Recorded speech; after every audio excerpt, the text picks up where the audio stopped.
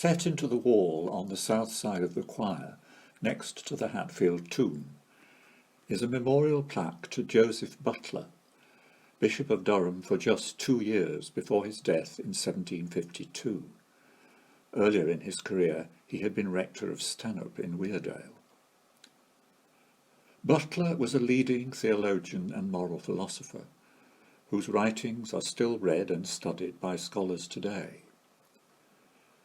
This memorial in the cathedral dates only from the late 1890s, nearly a century and a half after his death, and the fact that it is here at all is largely due to the great Victorian Prime Minister William Ewart Gladstone.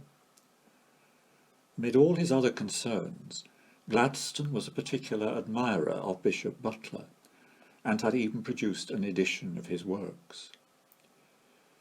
It so happens that he also had family connections with the cathedral through a niece of his, Catherine Gladstone, who had married the Dean, William Charles Lake, in 1881, and whose legacy is still visible in the stained glass windows which she gifted in memory of her husband and sister in the Gregory Chapel.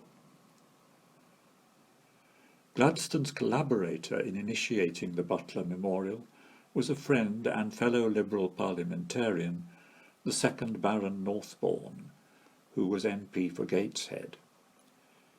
It was Northbourne who engaged the sculptor and artist Thomas Erat Harrison, an associate of the arts and crafts movement, to design the plaque in the choir. The natural order was central to Butler's thinking, and so Harrison depicted a sturdy tree growing amidst a sky of sun, moon, and stars. The tree is a fruitful vine, with clusters of grapes hanging from its branches.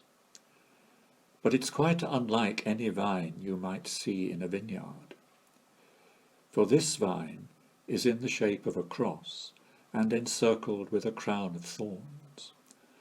The stars in the sky around it are 12 in number.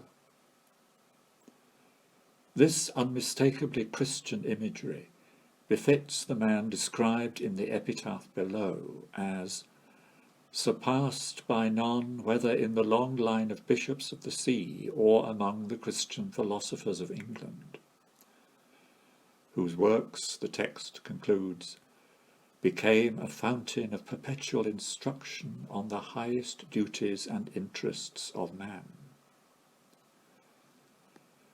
The author of the fulsome tribute to Butler, which fills the bottom half of the plaque, was none other than Gladstone himself, whose noble and carefully crafted eulogy leaves no doubt of his admiration for the eminent 18th century bishop.